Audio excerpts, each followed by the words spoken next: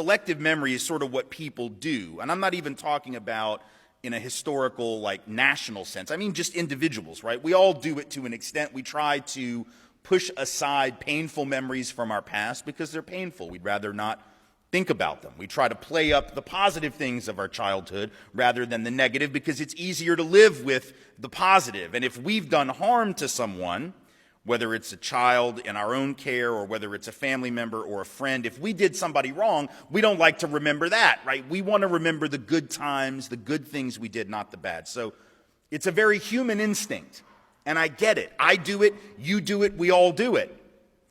And when we do that as individuals, it can be a problem, but it's sort of our problem, right?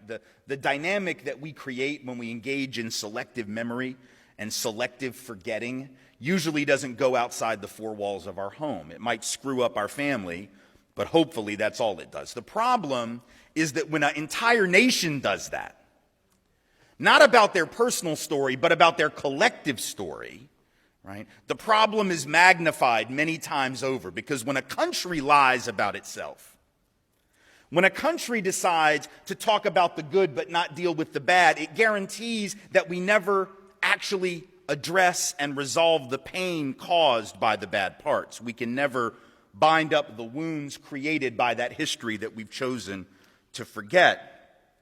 It ensures that we'll never heal those wounds.